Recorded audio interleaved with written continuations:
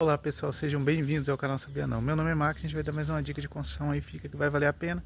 Não é inscrito, se inscreve e compartilha esse vídeo com pessoas que gostam de construção também.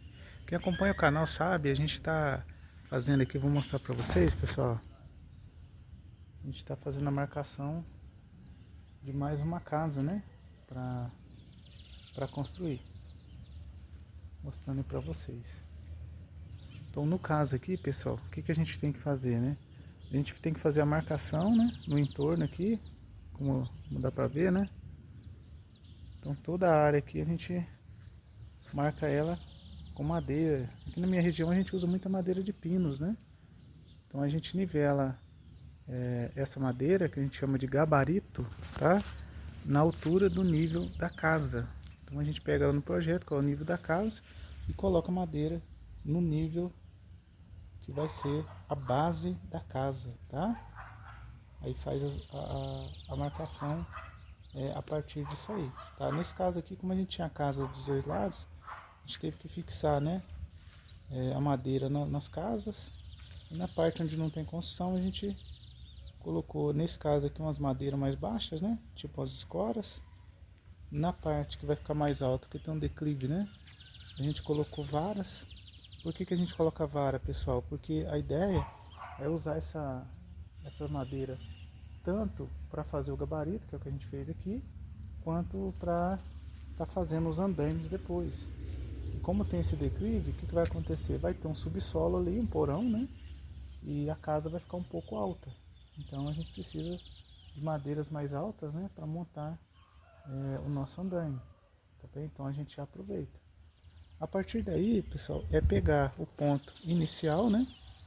Que é aqui, né? Nesse caso dessa construção, e passando as medidas numa lateral da casa. Aí depois você vai colocar a primeira linha, a primeira demarcação da parede, que eu vou mostrar aqui para vocês, ó.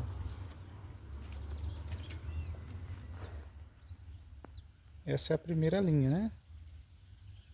Por que tem que esticar essa linha? Por que eu não posso simplesmente esquadrejar pela casa do vizinho, né? Acontece muitas vezes, pessoal, de dar diferença. No caso aqui a gente tem uma diferença de 4 centímetros, tá? Então se você acompanha a construção vizinha, né? Pode ser que ela não esteja no esquadro. Aí você vai ter um probleminha, tá?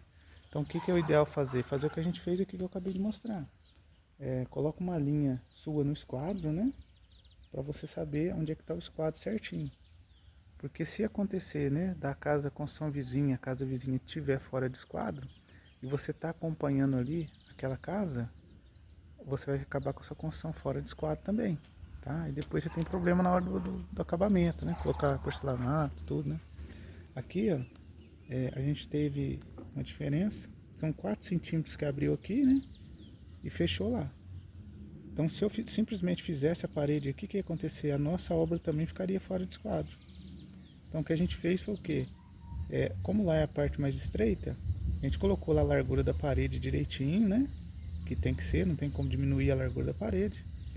E pra cá, o que a gente fez? A gente abriu esses 4.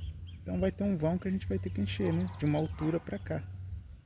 Mas a gente está colocando a nossa construção aqui no esquadro. Então a gente não vai ter dificuldades depois com assentamento de piso, porcelanato, seja lá o que for, no telhado, né? Porque a construção fora de esquadro é muito difícil você conseguir disfarçar. Aqui também deu uma diferença na largura, tá? Além dessa que eu citei, tem uma diferença. Mas como o nosso engenheiro Luiz, ele veio aqui, né? Ele mediu o lote, então o projeto que ele passou para a gente já está com as medidas que o lote tem, tá? Que é um pouquinho diferente da escritura. Tá? O que acontece sempre? Eu digo sempre, não é força de expressão não, porque acontece sempre mesmo. Quando você fica mais por último assim, com o lote para construir, né? Que é o que aconteceu com o nosso cliente aqui, você acaba tendo o seu terreno diminuído um pouquinho, né? Então se é pouca coisa, né? Como é o caso aqui, né? Deu, acho que pouco mais de 10 centímetros atrás e 10 centímetros na frente. Se é uma diferença assim, é uma diferença razoável, né? Então a gente tira isso na obra, para não constituir um problema. Agora se a diferença é maior, tipo 40 centímetros, meio metro, né? E depois tem que ver como que dá para resolver, né? E cada caso é um caso, tá bem? A gente agradece aí vocês terem acompanhado esse vídeo e continua acompanhando aqui, né, a nossa obra aqui, e que a gente vai passando dicas aí, passando o dia a dia da obra, tá bom? Abraço pessoal, até a próxima.